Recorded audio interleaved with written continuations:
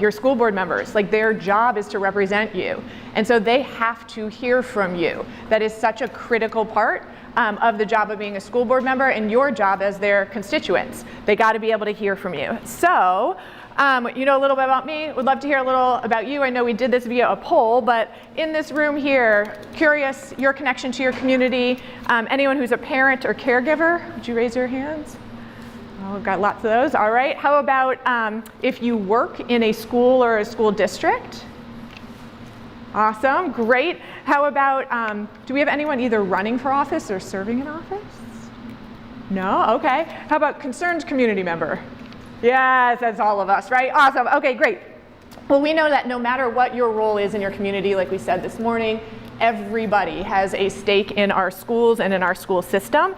And so, here you go, Loranda, we want to make sure that we all know how to get our voices heard. And so the first thing we're going to do is that we're going to, like it says here, we're going to just like really quickly go over the agenda for a school board meeting. So thumbs up or raise your hand if you've ever been to one of your school board meetings before. Yeah. So some of us who work in a district are like, yes, I have to go to every school board meeting. Okay, so we've got quite a few people who have been before.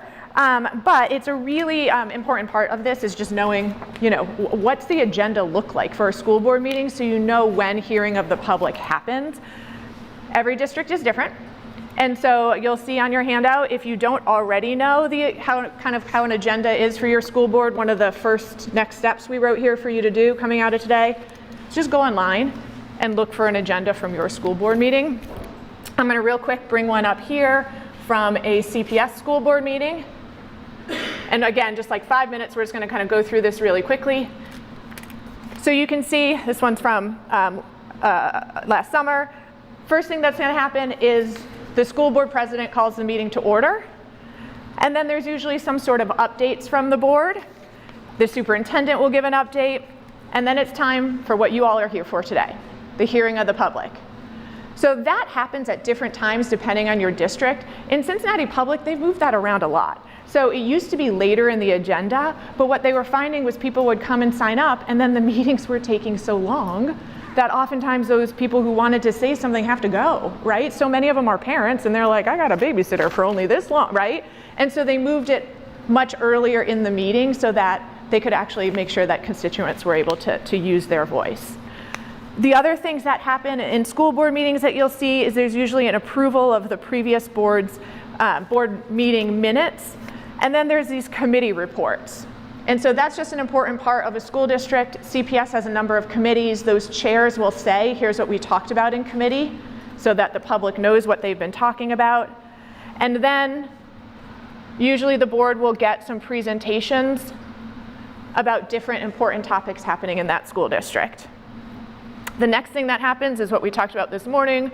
One of the main roles of the board is voting on different resolutions.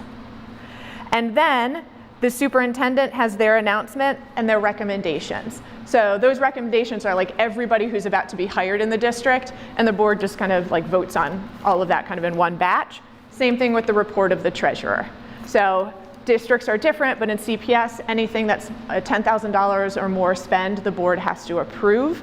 So that's what happens in the meeting. There's a whole part 2 in a CPS meeting of like different stuff that's kind of specific to CPS in their meetings.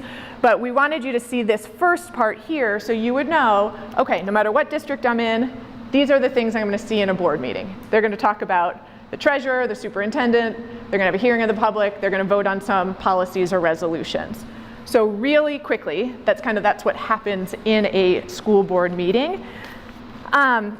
Okay, when it comes to hearing of the public, the other thing that you'll see as kind of one of the next steps here, if you don't already know, is to look at how to sign up in your district for hearing of the public. So again, it's different depending on your districts, but like it might be you have to get there in the first 5 minutes or the first 10 minutes. It's usually not longer than that of the meeting to sign up.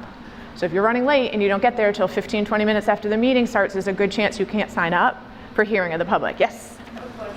Yeah. You have to have your question be presented, but you're also told the question might not be answered. Yes. 9 times out of 10. How do you get the board to engage in those public questions that need to be answered. It's like I planted you here because it's literally the next thing I was going to say. Thank you for that question. Yes.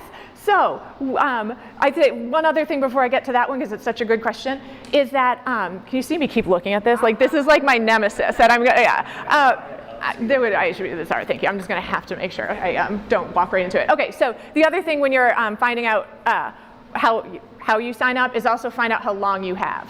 So it's usually 2 or 3 minutes. Sometimes, like I know for CPS it changed to 2 minutes during COVID when they had hours and hours worth of speakers. I think it went back to 3 minutes now, but just know that, because if you've prepared a 3-minute speech and then you get there and it's 2 minutes, you're gonna be really bummed that, you know, a third of your speech you don't get to say. So just make sure that you've done that piece. A couple of things that when I was a sitting school board member, I noticed that people got really frustrated about who came for hearing of the public. One of them was this piece of, they clearly had been really working to try to get their thing addressed, and it wasn't changing. And so often it's what we talked about in the morning, which was they were kept asking people who didn't have control over that thing, right? And so one thing, as you all are thinking about going to hearing of the public, is to think about what does the school board actually control? Okay, so thinking about that. I will say though, if there's something that the superintendent and their team controls, you can still go to hearing of the public if you've tried all these other routes and nothing is working, and you want to make sure that you have publicly said to the superintendent who sits with the board at board meetings, this is my concern. I know the board doesn't control this, the superintendent does, but I want to make sure it's heard by the superintendent. That is an okay thing to do, but again, you really want to think about, if I'm going to a school board meeting, what does the board control that I'm going to talk about? Okay, to the great question we had in the back. The other thing that I think was most common when I saw people were really frustrated is because they wanted this dialogue.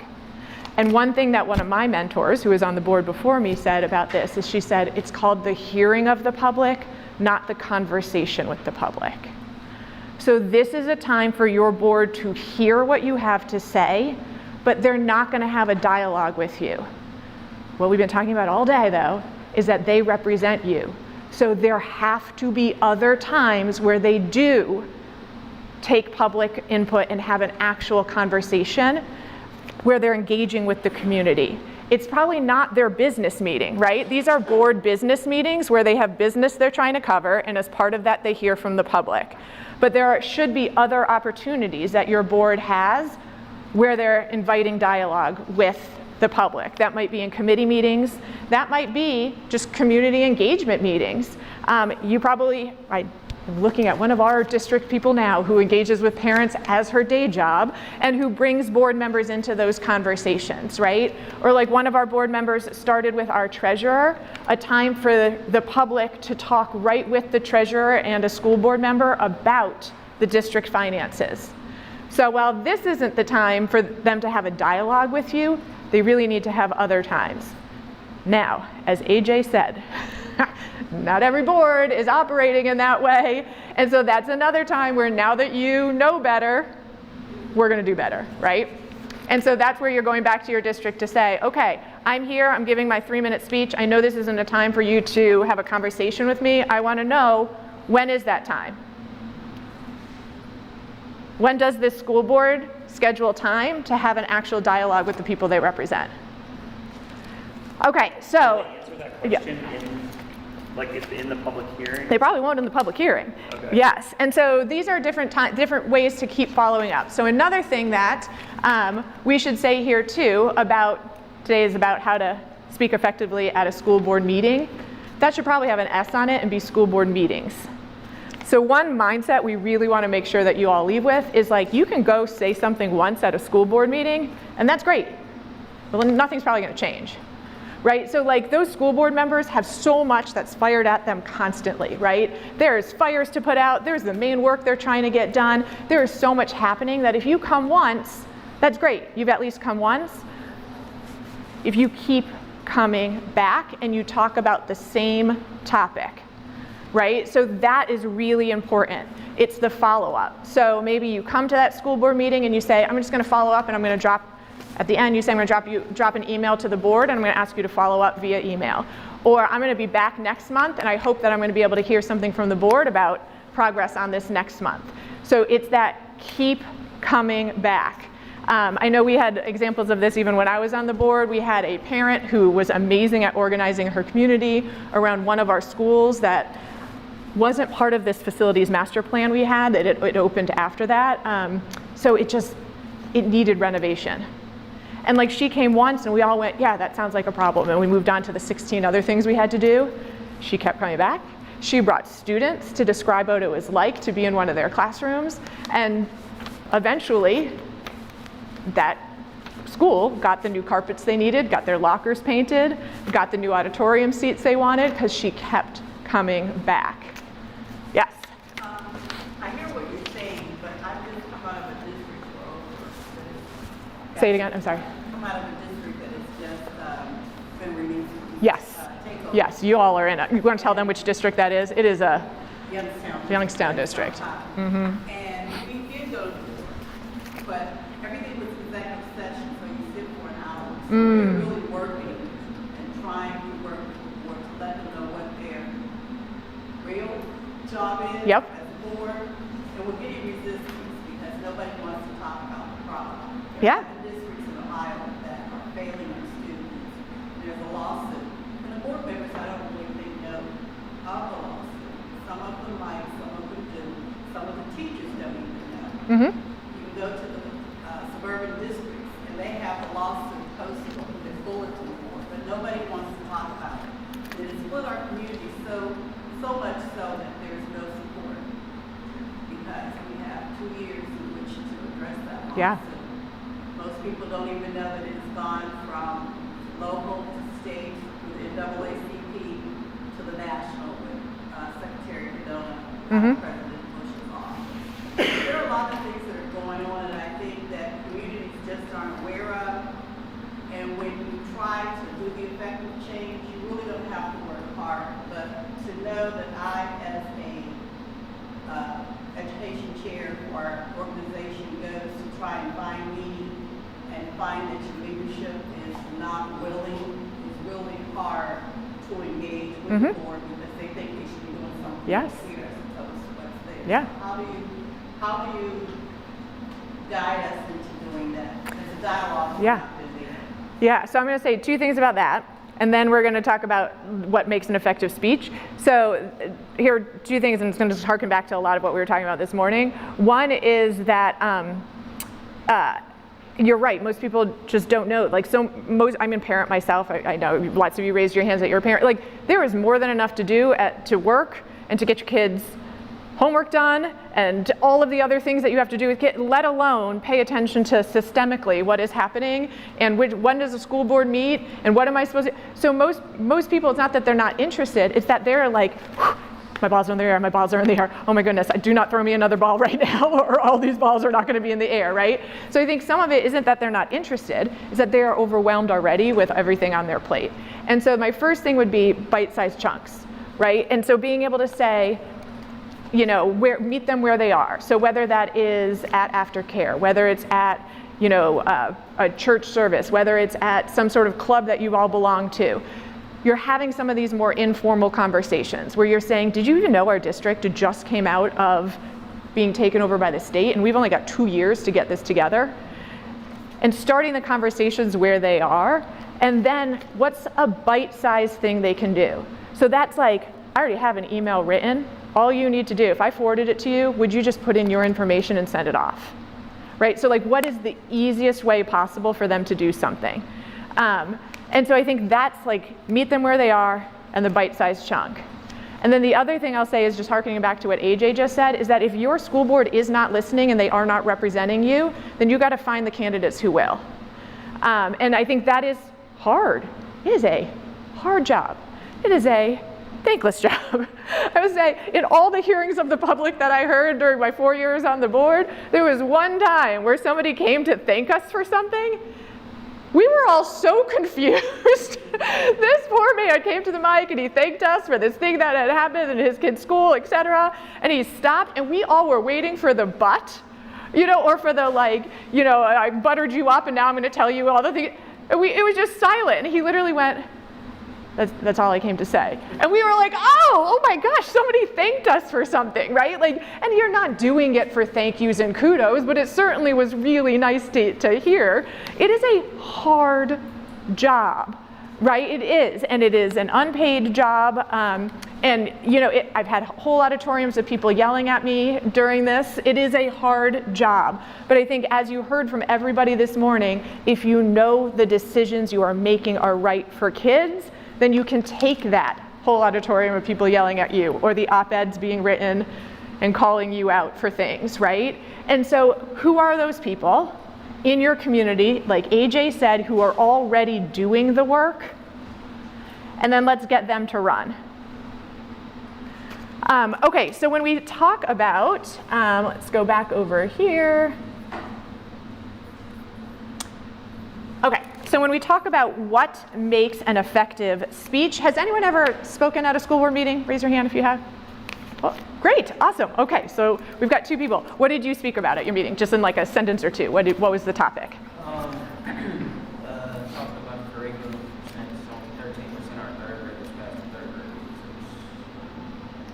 Wow, 13%. Okay, thank you. Okay, so yes, so we've got a couple of people. I know LaRonda has a number of times in her role. Do you want to tell them what your role is? I'm the parenting and public schools overcoming community engagement. Yes.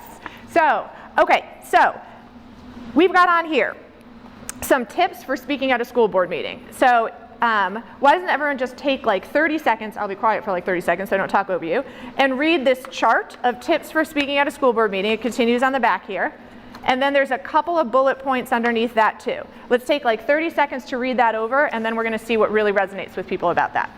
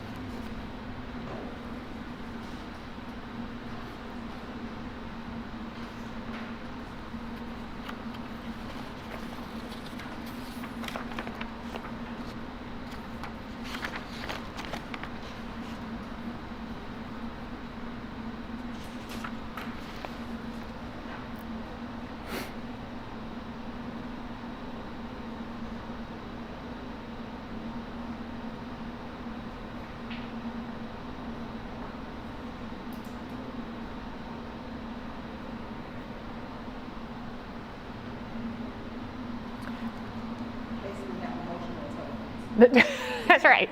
So she was just saying basically have emotional intelligence. So a couple of things I want to pull out of here. So you probably saw that a bunch of these tips are around finding common ground and don't use attacking language, right? So model the behavior that we expect to see in our elected officials and that we want our students to see, right? I think this one is sometimes hard because if you're going to the meeting, it's probably something you might be upset about, you might be really passionate about. And I will say, as a school board member, we actually understand that, right? Like I had to get a thick skin pretty quickly. And one of the things I realized was like when people are yelling at me, it's not me personally. They're yelling because the most important thing in their life, their kids, something is not going right for them. And they're yelling at me because I am the system. I am the system that is doing this thing to their kid. And so we get it, but I will also say that we're humans on the other end. And so while you might want to go in there and give those board members a piece of your mind, right? Like Greg said this morning, that's not actually how we get the work done. It is about that relationship building. And it might feel good in the moment you did that, to say like, whew, I said the thing that's been on my mind. But that doesn't get the long-term kind of change you want to make. And so even when the people on that board you feel like are not doing the job you want them to do, they're still the ones who have the control right now. And so figuring out how do you build that relationship with them? Where do you find that common ground? And so, being able to go in and say, I know we might disagree on quite a few things. I think one of the places we all agree is all of our third graders need to know how to read. And so I'm here today because, I've got this research on high impact tutoring and what it's done in other communities. And so I want to ask the superintendent to review it, see if they'll implement it, and the board will fund it. So being able to find something that is common ground there. Yes? So this might be a question for later. Yeah. What if you have children who are in a school district in which a majority of the board members are more easily described as like the Marjorie Taylor Yes, Greene, the extremist, yeah. Matt Gates Yeah. type of ideologists, and Yeah. compassion, logic, reason are ignored. Yes. Okay, so a couple of things. So we did a whole training on this at one point, and so I've got a ton to say about this one, Brian. But we're also going to, in our wrap-up session, we're going to have a link to some messaging that was done on like polling about what's effective messaging in kind of some of these extremist districts, et cetera.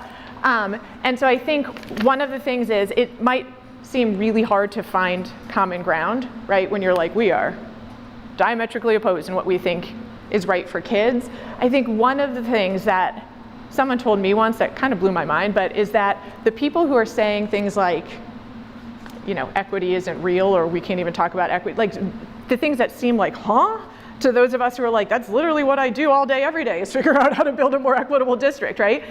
They actually also believe that they are working towards what's right for kids, right? So just as strongly as we think we're doing what's right for kids, they do as well. And that's what makes it really hard.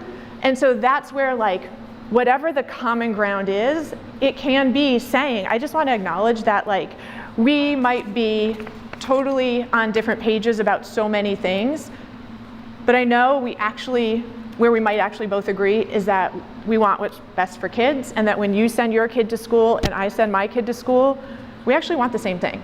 We want them to be safe.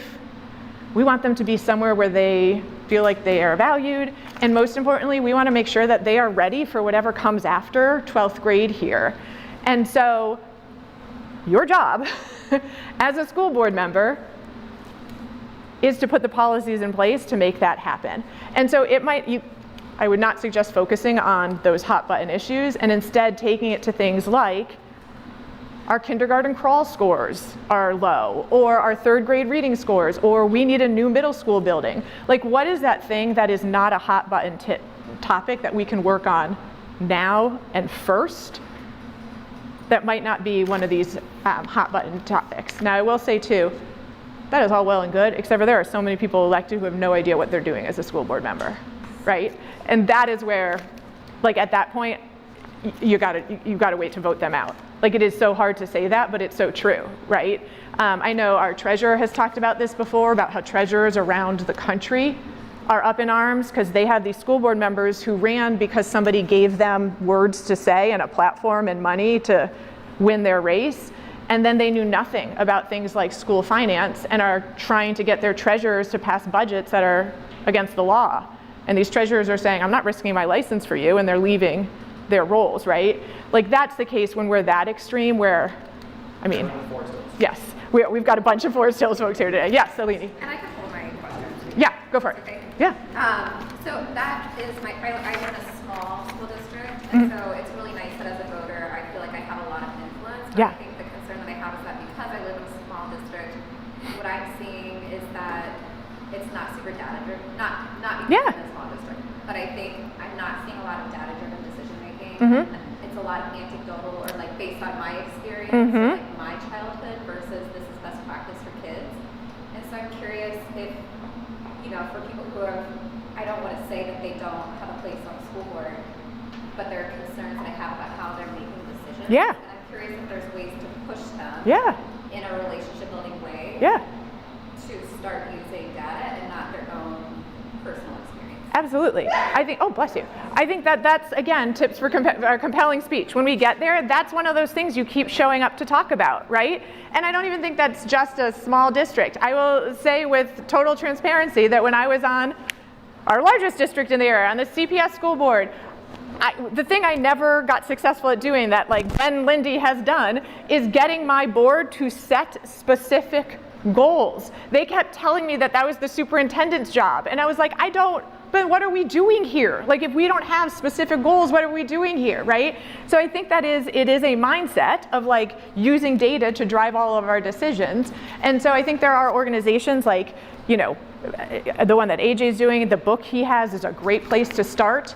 And that would be your speech that you're coming back to talk about, is like, how are we making these decisions? We're spending a lot of money right now.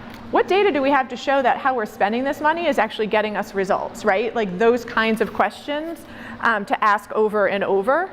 A couple other quick things: always introducing yourself and your connection to the community, thanking them for their leadership, and then this one is so important, having a clear ask. If you're just up there generally saying something is bad, they can't help you. So being really clear about what your ask is, right? So like we were saying earlier with the third grade reading scores, if you're saying like, third grade reading scores are bad, they're gonna be like, yeah, they are. If you come with like a clear ask, right? Like, here is this thing that has been well researched to work with kids in similar demographics. My ask of you is X. You have a clear ask, right? And then that's where the follow-up. So I'd like to hear, you know, follow up here with your clear ask. And then I think this one is just so critical. Stories move people. So you probably have good data on whatever it is you're asking about. You should use that, right? So that, to Leni's point, you're not just saying, my cousin's uncle told me this program was good, right? Like, you gotta have some clear data. But data is not what moves people. The stories are what move people. That is what people remember. And so making sure that when you're there, you're telling some story about why this is important to you, how it has impacted you, how it has impacted the kids that you know. That's going to be one of the most important parts of all of this. Yes, April. So I was going to make a comment. Yeah. So, like of all the board members that I've seen in Central Public, it was a family who had a special needs child that got accosted, essentially. Yeah. Students. Can you speak up just a little? The folks in the back can't hear. Yeah. So they got, he got beat up by students, and it was a family that came in. It was maybe 4 or 5 family members that said the same thing, like repetitively. Yeah. And you know, with everything in that meeting, I can't tell you anything else that I necessarily remember, but the story was so powerful, and they were all consistent saying, this is what happened. You know, they had so many stitches. They had broken ribs. You know, how are we going to protect? Like, I can't remember the child's name, but I remember the impact that it had on me. Like, we have to do something. Yes. You know? And so it was the mother, the father, the grandparents, you know, so it was like the whole, like, and because when you were saying come to several meetings, that's powerful too, but even having the same story with several people in that family, it connects you to, like, what if that was my baby? Was that a CPS board meeting? It was. I was at that one. Yes. You could hear a pin drop in that room. Yes. The amount of tears. Yes, and LaRonda, I think, is nodding. She was there as well. Like, that was so powerful. Yes, absolutely. And it was their story. Yes, I'm going to cry just thinking about it again. Yes, that was somebody's baby that happened to at that school. And I think all of us could connect with that. Yes, like those stories. The stories are what are going to move people. Okay, and so we are going to watch a quick example of a compelling testimony. And while we're doing that, there's a spot on your handout here, this little box here, if you just want to jot down anything that stands out to you about what makes it compelling, and then we'll chat about it right afterwards. All right, so it's set up to the speaker, so hopefully it's loud enough that we can all hear. 2 weeks ago, I received ISS for having my nails painted and was told that I would stay in ISS. It was supposed to be set up to that speaker. Hold on 1 second. Oh, it looks like the speaker died. Oh, here we go. Simply because the policy only applied to males. Hold on. 2 weeks ago, I received ISS for having my nails painted and was told that I would stay in ISS until I removed them. Simply because the policy only applied to males. I got my education taken away from me for something as minor as painting my nails because it's against the dress code. The question I pose is why? Why is it against dress code for a man to be comfortable with his masculinity and defy the gender norms that society has imposed on us? Better yet, in what way is it harmful for me wearing nail polish? If it's not harmful for girls to wear it, then why is it harmful for males? Discrimination is singling out a single group or person for treatment that is different and unfair. The rule only applies to males, making it not only discriminatory but very sexist. I've gone to Clyde almost my whole entire life, and this is not what we are about. The people of Clyde are better and can do better. The board, the district, the teachers are supposed to provide a safe, accepting community for all students, regardless of race, sex, sexual orientation, and etc. Having a double standard like this only shows that Clyde doesn't accept kids for who they are. And they shouldn't be themselves, because the very people that are supposed to create a safe environment can't accept them. Clyde doesn't want to be known as the school that discriminates, and I know that in my heart. The future students around here need to know that they are accepted and that their concerns matter. They need teachers who will guide them to not only an awesome education, but an awesome and accepting environment. Not people who care more about nail polish than they do their students. I know that the reflections of one should not include all others, but with issues arising 24/7 at school, at what point does it end? I understand that there are rules in life, and I may not agree with it. But removing a child's freedom of expression in their most crucial years should not be the way to show this. In the real world, people are going to disagree with you, and everything isn't going to go your way. All things that I've been told of you prior to and through this. But this isn't about getting my way. It's about a matter of right or wrong, and it is about following the law. It's because of people like Martin Luther King Jr., Susan B. Anthony, Cesar Chavez, Sarah Adair, who all advocated for the rights of Black people, women, Mexican Americans, and victims that oppressive and discriminatory systems have started to change. It's not too late to be on the right side of history, and I dare ask you guys to join. I understand that you guys have traditional values, and I respect that, but to get respect, you also have to give it. America is progressing, we're staying up to date with the trends, we're modernizing as a whole, and nothing will stop that. Traditional values are great, but change is inevitable. At what point do we look at the bigger picture and realize that this isn't 50 years ago? We are all supposed to be equal. Not having our freedom of expression suppressed, not having our voices not heard because grown-ups are taking 3 steps back instead of forwards. There's a certain beauty and uniqueness, and no one should have that taken away. Diversity is what makes this country so beautiful. From politics all the way to preferred pizza, it's a spectrum of different opinions, all of which are valid. All right. So, with this young man's speech, what did you all hear that made it impactful? Anything that you jotted down? Kevin. So, he not only talked about his own situation, he talked about all students and also the future students. Yeah. Yep. Yeah. I would say that he also, Nice and loud so people in the back hear you. I would also say that he identified the law, like Yeah. it's a law. So you have to know. Yep, that's true. That they don't get to break the law just because they're board members. Yep. What else was powerful about it? I think it's a good example that he did all the do's as well. Yeah, he did every last one of them. So. Yeah, like he wasn't using attacking language. He said conservative values are great, but we also have to change with the times, right? And he used a lot of we at, and he kept saying his school's name, we. So even if they might have had different opinions, it was a we. It wasn't a me against you. Yep. Yeah. I think asking why, even though you already know the answer, is Oh, powerful. yes. Why is it different for a male student versus a female student? Like, you know the answer, we all probably know the answer in the room, but like forcing reflection. Yep. Because if they have to answer the why, the next time they try and come at you, okay, well, why this?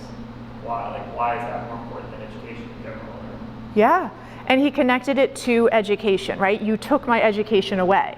He had to go to ISS because of that. And that's so great because it reminds me of what AJ did with us this morning, right, over lunch, saying what was the thing that you as an adult did that impacted a kid's education. So he just asked them, why'd you do that? Why did you do that and it took away my education? That's a powerful question. Thank you for bringing that up. And that's what I was going to say too. Yeah. Being a student and his, the perspectives from being a student is so powerful in itself. Mhm. It's always like his mom, my child said or experienced. Yes.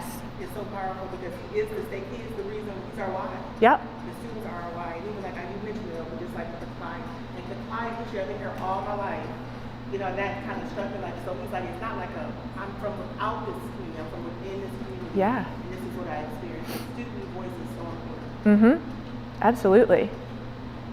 Anything else you heard him do that was really powerful? You said it, but I think underscoring that he called out disproportionate discipline. Yeah. And that it was an overreaction to, like, he wasn't causing anyone's safety to be at Mhm. risk. So I thought that was powerful. Mm-hmm. Yep. I mean, I think obviously he told his story too, right? Like he didn't just come in with some data on how many kids sat in IES because of whatever. He told his own story. And he also had a clear ask. He knew what he was asking them for. So he wasn't just saying this was bad because it happened to me. He's asking for them to stop sending kids to ISS for having things like nail polish on boys. Yes. Okay, anything else about that one?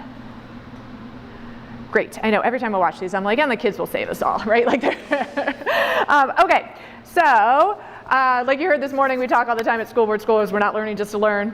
We're all learning to figure out actions we can take. Hopefully you all are here because you want to go speak at your school board about something.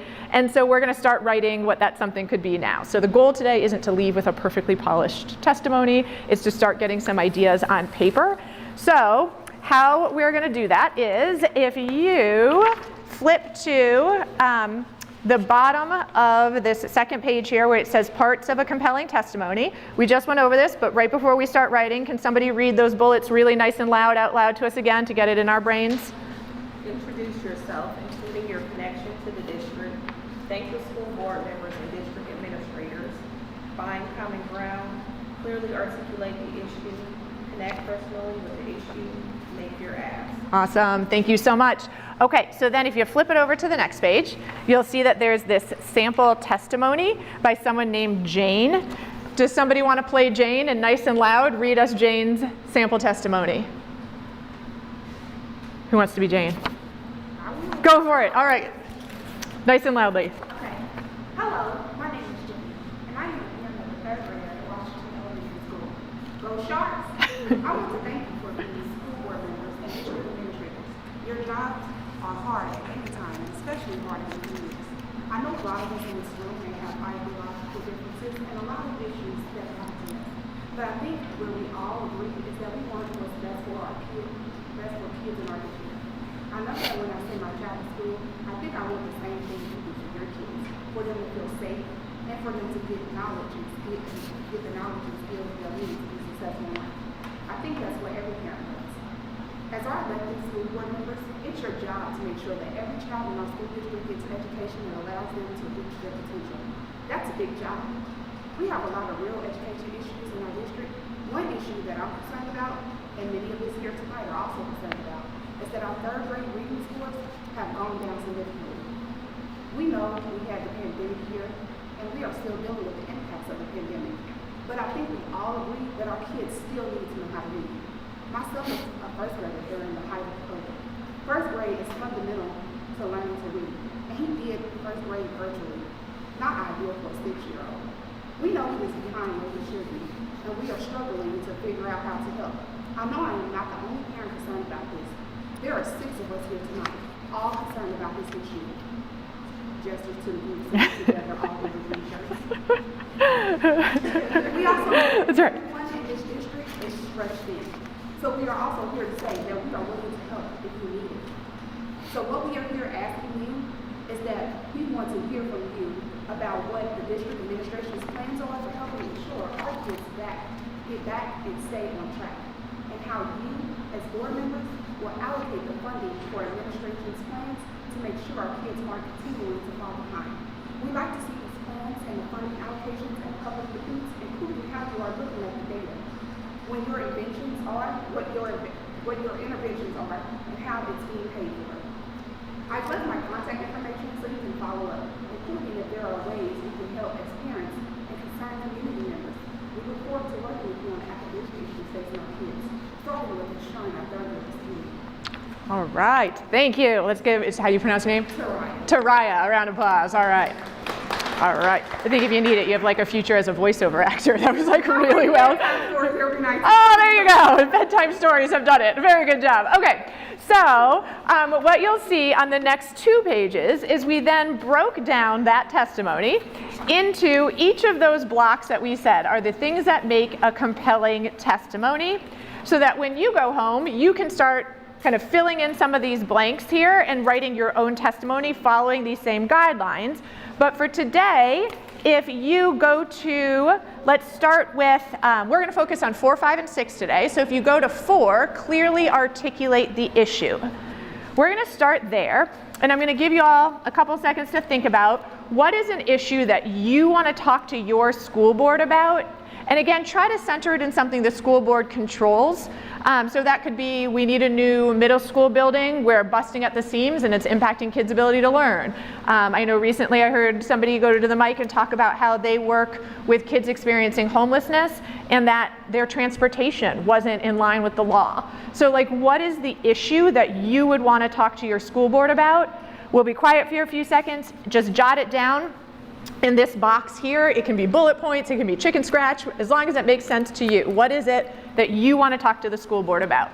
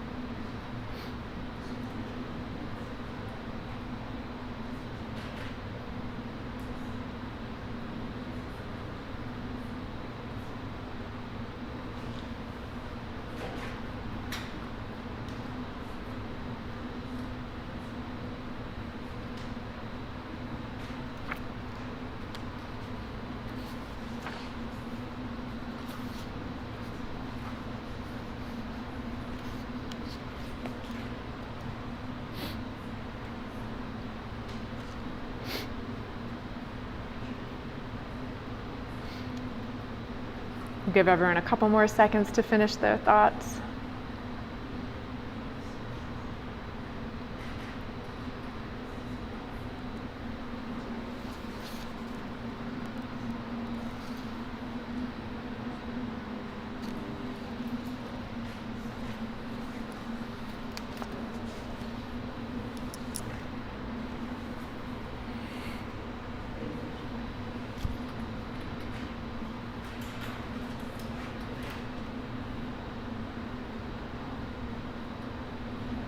Oof, you guys got a lot you want to tell that board about. All right, so let's hear about what some of these topics are. Let's take a couple of them, maybe like 2 or 3. Yes, April, what topic are you going to talk to the board about?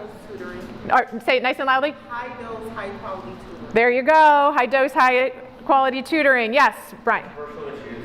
Okay, all right, diving right in. Yes, let's go, Forest Hills. Heather. Safe, clean, and reliable restroom facilities and water sources at all schools in Covington. All right, yes, that is so important. Yes. Okay, yes, what were you going to talk in Dayton schools? I was going to say change the curriculum to incorporate SEL and PBL. All right, excellent. Yes. Do you want to, I don't know if everyone in the room knows what both of those acronyms are. What? Yeah. SEL is social emotional learning. Yeah. And PBL is project-based learning. So hands-on. Yes. Fabulous. Great. Yes. Go for it. Closing the education quality gap. While certain schools, like our certain school districts, they score way higher than every other school. Yeah. What's going on here? Can we look at the data and figure out how Yeah.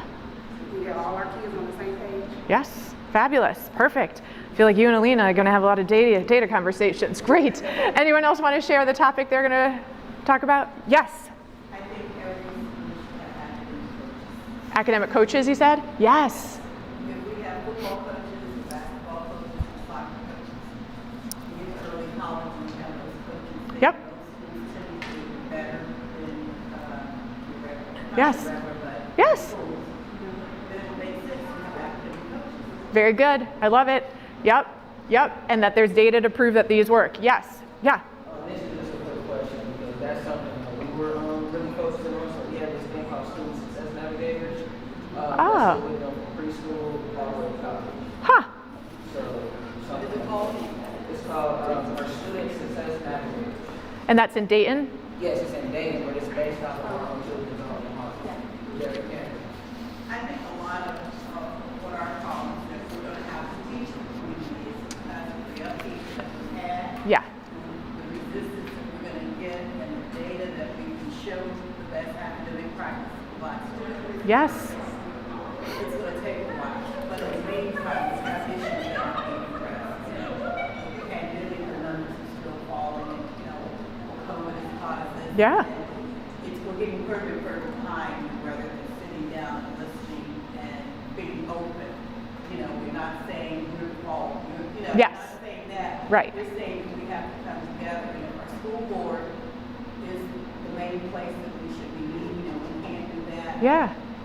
You're gonna have to open up to other organizations that are saying, Yes. and being part of the NAACP, that's where we come in. Yes. They look at that as a entity that is causing trouble. So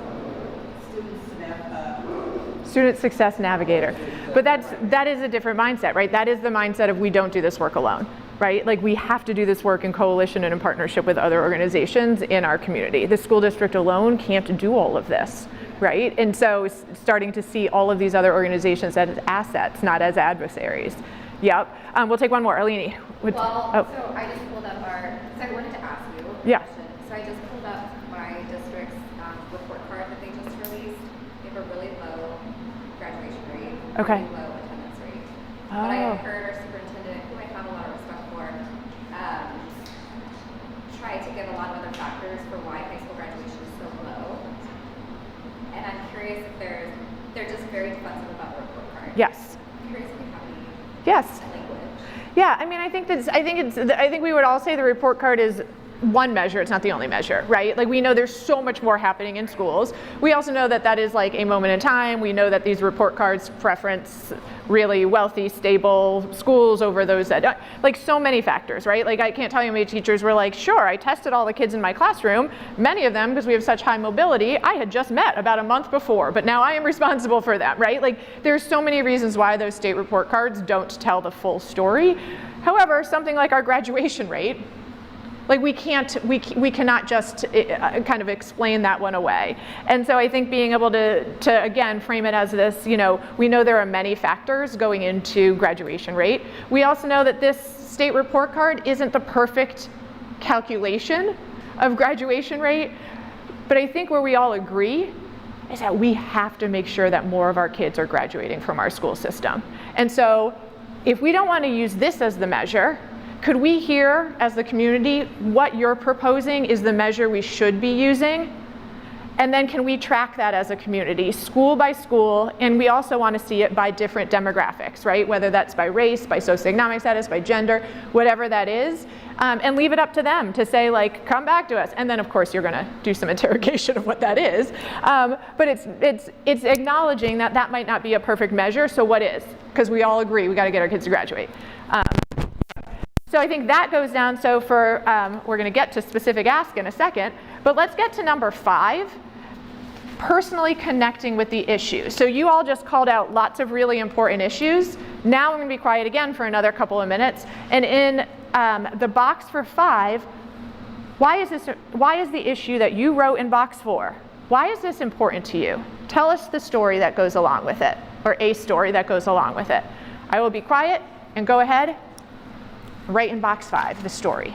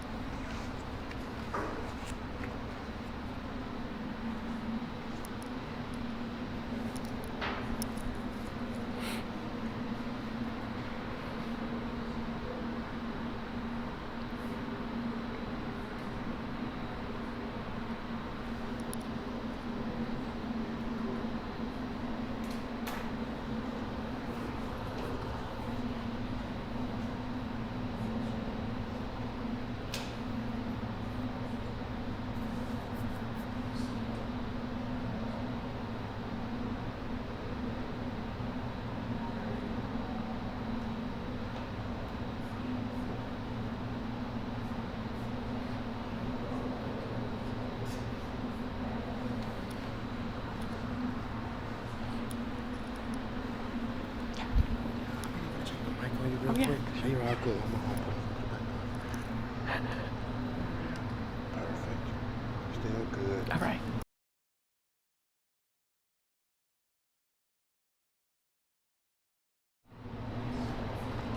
Back in and go. I'll be back. All right, thank you.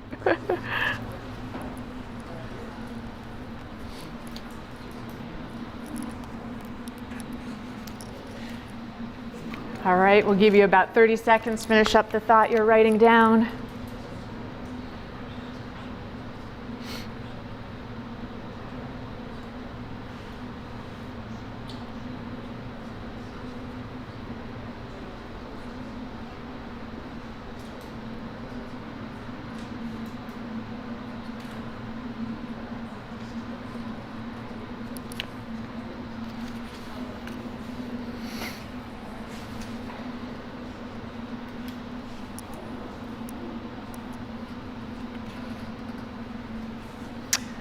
Okay, I know this one by definition is more personal, so it's okay if you do not want to share, but is there anyone who wants to share with us? Yes, April, right away, go for it.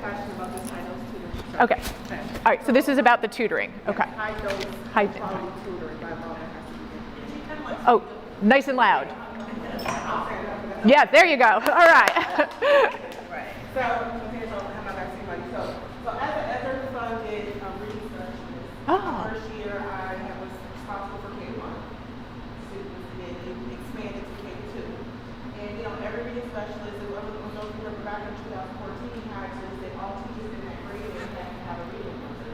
I would have got the reading teacher, so I can be clear for what was to come. But I don't even think it actually happened. But so the students on my caseload that I saw, they were off track in the fall, they were on track. I was really hamstring as well. Okay. Not all, but like, Yeah. my baby's work. The reps, I'm only about reps. So in the fall, in the previous year, they were placing the rep every year.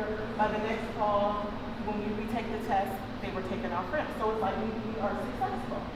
But instead of reducing the number of reading specialists in my district with plus CPS, why are they putting in tutors that don't even have the science degree? Every reading specialist has the understanding of how to get kids to read because we specialize. So why are you saying, let's get a high school student, love grandma and auntie, but why are we getting auntie and grandma in this school who have no idea how to teach a child to read because they can read? Yeah. Then we are responsible for training them. Yeah. So in addition to bringing them in, they don't even have the training or understanding. So instead of taking the reading specialists out, how about increasing the reading specialists, like a K-1, a 2 to 3, a 4 to 6? That's a strategy because it worked in my school. Yeah. And this is an underperforming school. And and we had success. And I don't even need the glory for it, but I know I did the work. Yes, you did. Yes. And my OD reading specialists, we did the work. So I don't need the glory, but it's just like, it just baffles my mind and they're saying, oh, this is great high dose tutoring, but you got to train. That takes extra time and energy when you have a whole pool that you put back in the classroom. Because that's where I would debate about what's working for OT this year, but forgot. But so they put places back in the classroom. I was going to go back into math. Can you believe that? Or reading specialist. That's fine. But God. And so why don't you put it back in the classroom? It needs to increase it because it's a strategy. Yes, They that's had working. 2 teachers during COVID. I think it was Lakota. They were very successful. They had 2 teachers to try to fill the gap. Yep. So why are you taking away these specialists and putting in grandma, because we love grandma and nana, but they have no idea how to teach? Yep. Okay, I got to do that. Yes. Nice. Woo. All right, who's telling a story? Heather. Oh, you're giving, 5-minute warning, sorry. Woo, okay. I was like, I thought you were raising your hand. You're going to tell us about those bathrooms in Covington. All right, go ahead, Brian. 3, 4, 5, 4, 5. Just tell us the story part, the 5. Okay. 5. We know your controversial issues. We're all that stuck with us. My son was recently teased and bullied for having nail polish on in school. He enjoys that activity with his mother and thinks nothing of gender normativity. He just likes colors. The conversation that the teacher had with my son and the offending student led to an apology, and they now share a soccer field and cheer each other on as friends. This true resolution, ending in kindness, isn't possible without addressing things like not just girls wear nail polish, which is a conversation about identity, gender, and caring for my son's social and emotional well-being. By definition, the teacher caring for my son, the 5-district policy that he wrote. All right. Excellent. So we're going to get to the ask in a minute. He's got a great turn right into his ask. Awesome. That was great, Ryan. All right, one more. Go for it. Well, I was just going to say, Yeah. to me, when I asked about programs that were successful in the district and why they were being taken out, Yep. administrator said it's because, you know, it's a numbers game. Yeah. And because it's a numbers game, we have no control over this year, next year, whatever. And I said, but your job is to educate our children. How do we do that? Even with the numbers game? Yes. I got no answer. So that's all. Yep. No, and I hear you, and because there's always going to be budgets, right? Like we're going to have to work it within, and I think this goes back to the points that we were hearing here about data. What is the data showing is most effective? Let's keep those, and let's cut the stuff that's not working. So Heather gave me my 5-minute warning, and I want to get to the last box. So that we're going to work on today. So 6 is make your ask. So we want you to think about, okay, you now know what the thing is you're going to ask, you're going to talk about, you know your story. What is the specific ask for the board? So we're going to give you like 1 minute to write down what your specific ask is so we can hear what a couple of these are.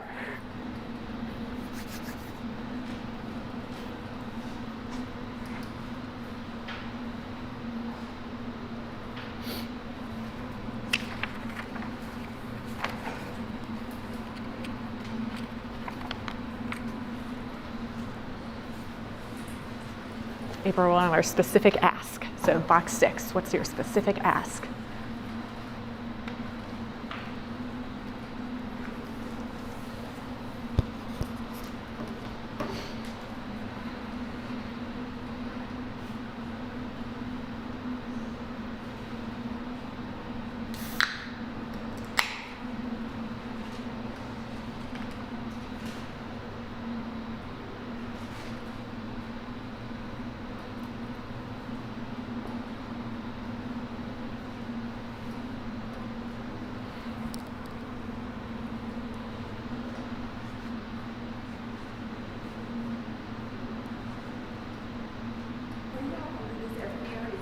This is our first time we've done this, so yeah. Oh, okay, yes, we should. As long as we get that kind of feedback, we will. All right, thank you. Yeah, there is at the very end. April, it's almost like you've been here all day with us and you know it's coming. Okay, so that we can get you out on time. Who wants to tell us their specific ask? Yes, go for it. What's your specific ask? My specific ask was that the school board propose different curriculums to specialists in the school so they can decide which one will fit better with their scholars. Okay, so the school board and the curriculum leads should be talking about, yes, which curriculums are going to get you better results for third graders. Great. All right, Brian, I think we want to hear what was your specific ask. I'm asking you to reflect on how real-life situations would have to be dealt with if a teacher were to adhere to the letter of the law as outlined, and I ask that you rescind the resolution of kindness in favor of inclusive policies that will allow all students to truly feel safe and seen in Forest Hill School. Woo! Beautiful. That is amazing. Okay. Yeah, they have this thing called Resolution of Kindness. That was. Yes, you really should. If you haven't read it.